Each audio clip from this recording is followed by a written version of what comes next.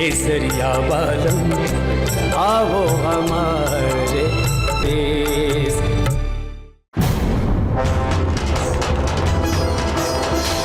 अब दसवें बहाना बंद कर और जल्दी से अपनी पोटली बांध दे। अब अट्ठे रुकने का थारे पास कोई बहाना ना है। मैं थारे बापू को सबसे आज्ञा लेने को कहूँ, तब तक तू तैयार होके 5 मिनट में बाहर आ जा, समझी?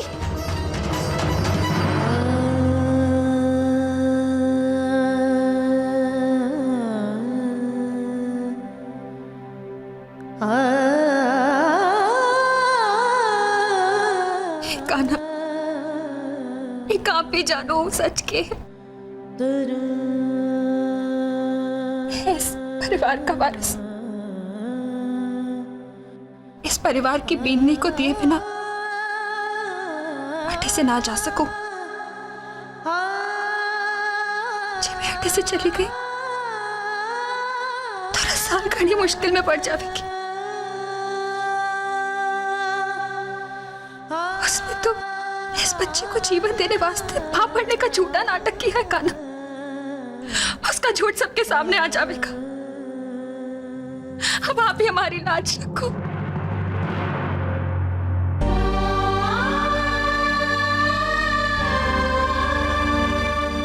आप रो ना जीजी। रोने के सिवाय हमारे हाथ में कुछ ना बचा है किसु। माँ जीजी ने कहा वापस ले जावेगी तो सब कुछ खत्म हो जावेगो। मुझे कान्हा दा ने चाह तो कुछ भी खत्म ना होवेगो। रुक्मी जीजी और आप ही तो कहो कि सारे रास्ते बंद हो जावे तो कान्हा दा ही पार लगावे।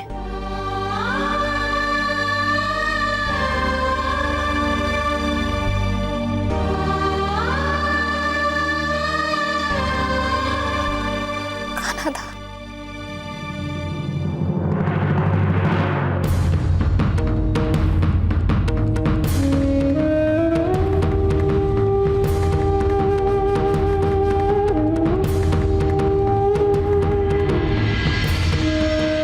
दादी साहब, अपने होने वाले बच्चे के प्रति अपनी जिम्मेदारी ना भूलियो। मैं आपको वचन देती हूँ कि बहुत ही जल्द मैं आपको ऐसा ही सुंदर नटखट प्यारो बाल कान्हा आपकी गोद में रखूंगी। और विश्वास करो दादी साहब, इस हवेली के वारिस की ऐसी परवरिश करूंगी कि आपको अपने खून पर ना झोंकेगो। बस एक बार मारे को माफी दे दो।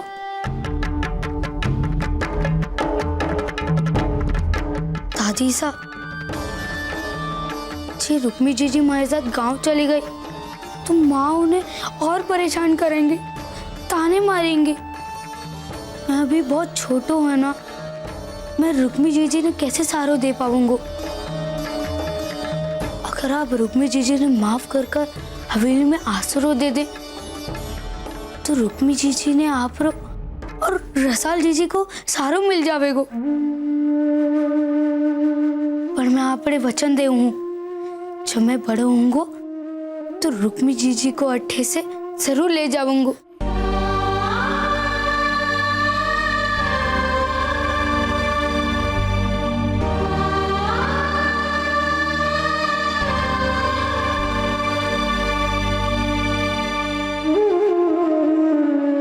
आप बस हमारी रुक्मी जीजी और रसाल जीजी ने माफ कर दीजिए। आपके हाथ जोड़ूं दादी सा, माफ कर दीजिए ना।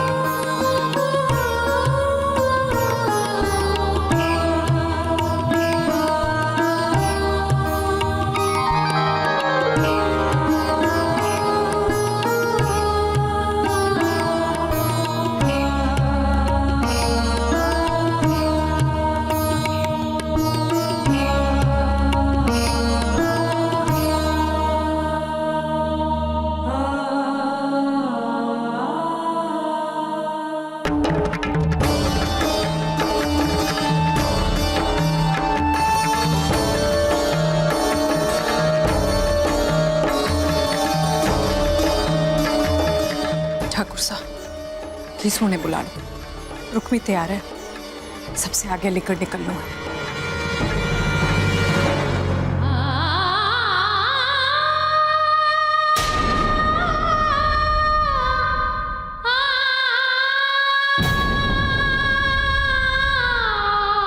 समदन साहब, अब इस मनहूस ने अट्ठे दोबारा कभी मत भेजना।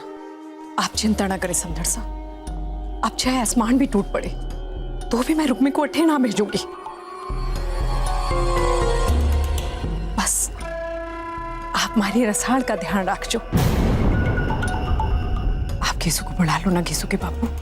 समदन साहब परेशान मत हो, मैं बाहर बुला के लाऊंगी।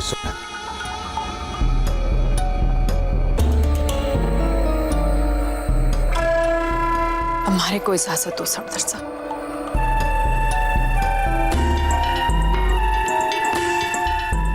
आप हमारे साथ हटे। अब रुक्मी आपके साथ गांव जा रही है। आपके पास पूरा मौका है रुक्मी और उसके पाप को।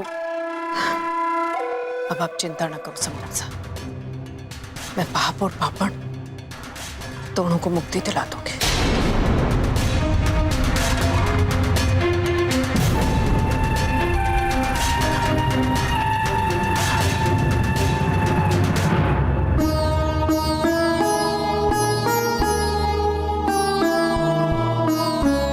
ठाकुर मदन सिंह, रुक्मी को अब अट्ठे से ले जाने की कोई दरकार ना है।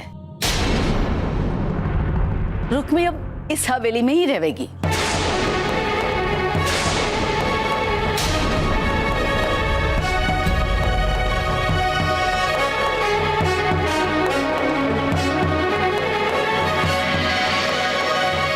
पर माँ साहब, हमारी हर बात को काटने को बीड़ो उठाए हुए कितने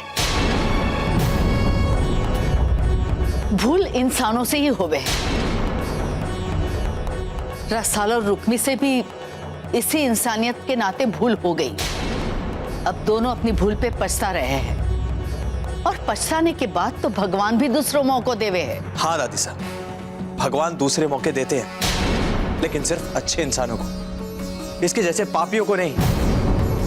इसकी वजह से हमारे पूरे घर का सुख चैन छिना हुआ है। इसके अट्ठे ना रहने से थारी रसाल का सुख चैन छिन जावेगो। दिन रात वो रुक्मी की चिंता में दुखी हो जावेगी। क्या ये सह पाएगा तू?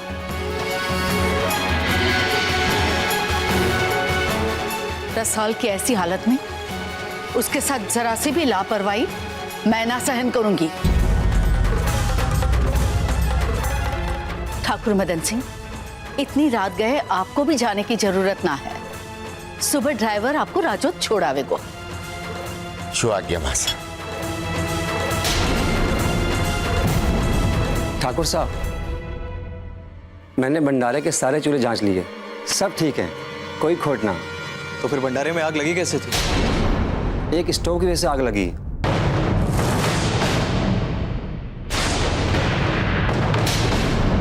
स्टोव का पेच ढीलो था, इसलिए सारा तेल बह गया और आग लग गया उसमें। पर इतने सारे चूल्हे हैं, फिर मिट्टी के तेल के स्टोव की क्या जरूरत पड़ी? और अपने भंडारे में इन चूल्हों पे तो सारी बारात का खाना बने हैं। इससे पहले कि ये अपना मुंह खोले, हमारे कोई बात संभालनी होगी।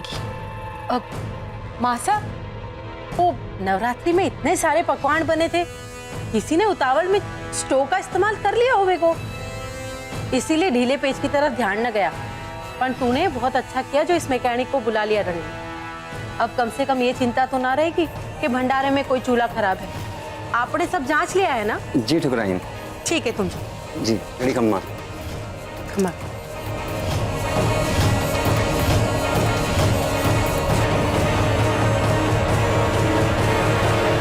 अरे ना जाने मां साहब, एहन मौके पर अपना फैसले का ही बदल दियो। मारी तो कुछ समझ में ना आया कि क्या करूं। अरे और कब तक उस कलमुई को छाती पर बिठाकर झेलना पड़ेगा? समझाओ समधन सा, अपनी छोरी को प्रेम से समझाओ। अगर रुक्मी अट्ठे रहेगी तो आपरी छोरी को ग्रस्त जीवन बर्बाद हो जावे को। समझाओ। भाई साहब, जे मारी छोरी में इतनी अकल होती तो और क्या चाहिए हो? अरे वो तो अपनी सगी माँ से ज्यादा अपनी सुतेली जीजी को प्रेम करे है। इसी बात का तो फायदा उठावे है आज घूंघट की आड़ में रसाल की जगह रणबीर के साथ पूजा में बैठ गई। कल हो सके है कि रसाल की जगह रणबीर के जीवन पर अधिकार जमा ले। ना ना समधन सा, मैं सो ना होने दूंगी। मैं उस रुक्मी को रसाल के जीवन से निकाल कर ही दम लूंगी। समधन सा, अब आप ही हमारी कुछ मदद करो ना। मैं भी एक माँ आपकी पीड़ा अच्छी तरह से समझू, इसीलिए हमारी एक बात ध्यान से सुन। रसाल और रुक्मी ने मासा को तो मना लिया है, पर रणबीर का गुस्सा अभी भी शांत ना हुआ है। बस इसी बात को फायदा उठाना। पर कैसे समधन सा? रणबीर ने एक बात बताकर। कौन सी बात?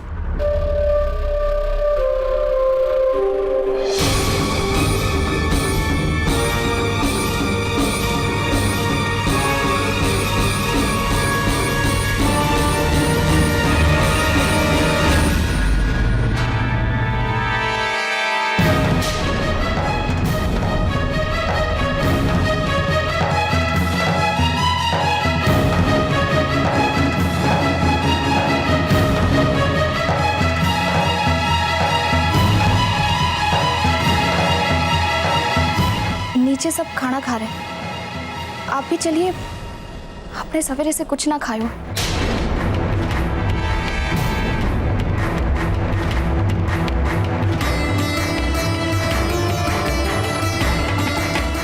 ठीक है, मैं आपके वास्ते खाना अट्ठे ले आती। रसाल,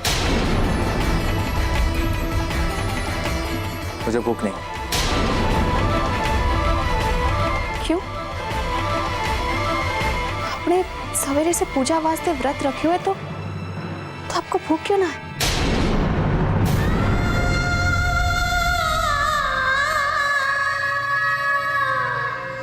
ठाकुर साहब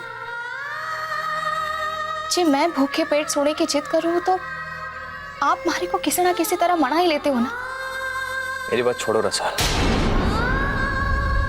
मैं ये सब करता हूँ क्योंकि मुझे तुम्हारी परवाह है।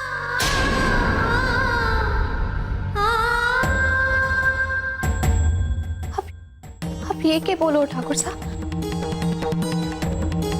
मैं मानो हमारे से भूल हो गई है, पर आप ऐसे क्यों कह रहे हो कि मारी को आपकी परवाह ना है? और क्या कहूँ रसाल, अगर तुम्हें मेरी परवाह होती तो तुम मुझे दिया हुआ वचन नहीं तोड़ती, ये नहीं करती जो तुमने किया है। और सच तो यह है रसाल कि तुम्हें अपनी जीजी के अलावा किसी और की परवाह ही नहीं।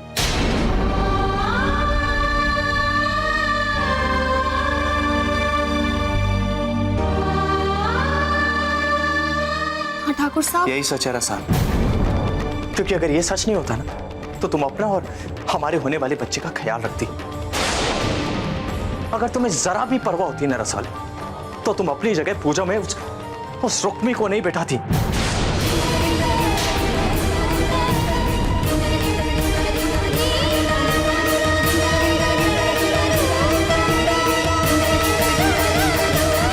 आपको कैसे समझाऊं ठाकुर साहब कि ये सब मैं उसी बच्चे वास्ते कर रही हूँ।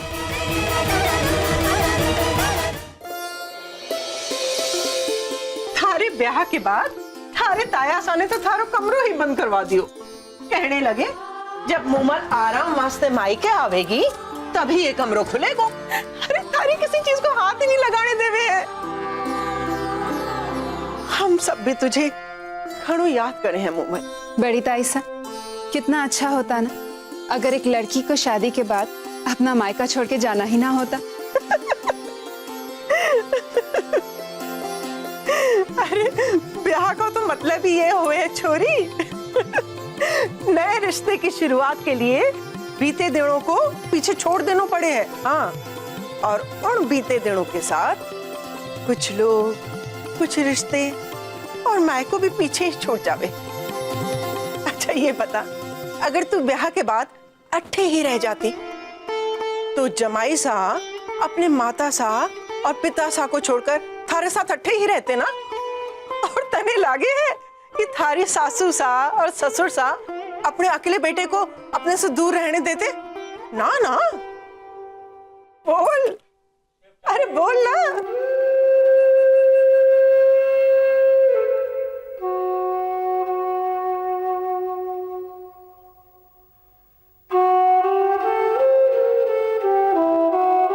मुमल,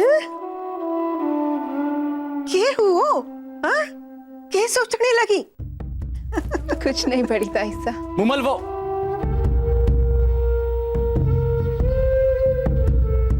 ले, जमाई सा आ गए। अब पूछ इनसे अपने बाकी के सवाल।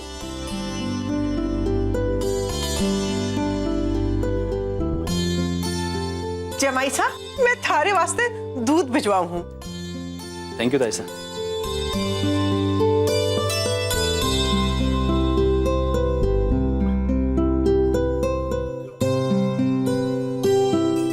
उमर, मेरी हबीबी इंटरनेशनल कंपनी वालों से बात हुई है। वो मेरे साथ कल मीटिंग करना चाहते हैं। ये तो बहुत अच्छी बात है। हम कल सुबह ही निकलते हैं। नहीं मुमल, मीटिंग सुबह 9 बजे है और मेरी प्रेजेंटेशन की तैयारी भी करनी है मुझे। उसके बिना मैं मीटिंग में नहीं जा सकता। और मेरी फाइल्स, लैपटॉप सब घर पे ही है। अगर ऐसी बात है तो हम अभी चलते हैं। मुमल, इस तरह हम दोनों का अचानक निकलना ठीक नहीं होगा। तुम एक काम करो, रात को यहीं पे रुक जाओ। मैं सुबह मीटिंग खत्म होते ही तुम्हें लेने आ जाऊंगा, ठीक है? ठीक है, पर संभल कर जाना। मोहित, तुम हवेली की ही गाड़ी लेकर चले जाओ ना, और घर पहुंचकर ही मुझे फोन करना। जब तक तुम फोन नहीं करोगे मुझे नींद नहीं आएगी। ओके, ठीक है।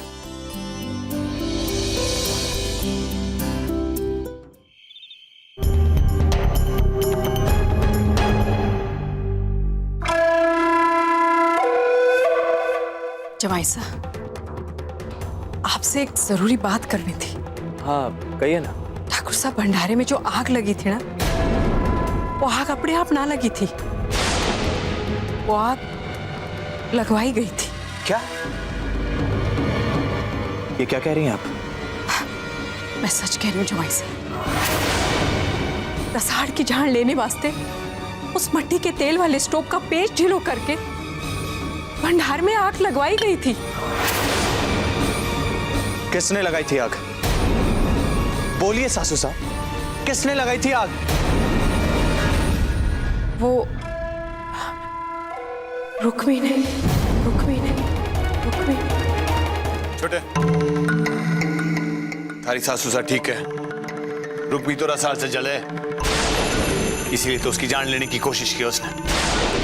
वरना वहाँ भंडारे में स्टोव की क्या जरूरत थी? सारा खाना तो बन चुका था।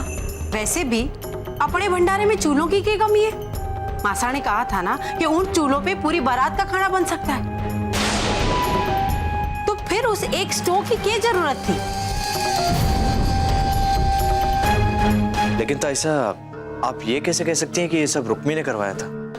एक मिनट भांजे। अरे रावी, ओ रावी कटे अट्या।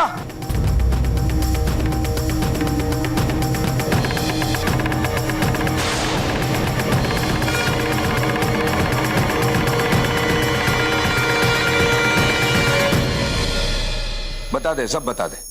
जे तने मारे को बताया था, बता ठाकुर साहब।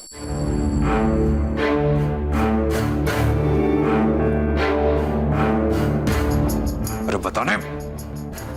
मैंने ही भंडारे में जाकर छोटी ठाकुराइन को बताया था।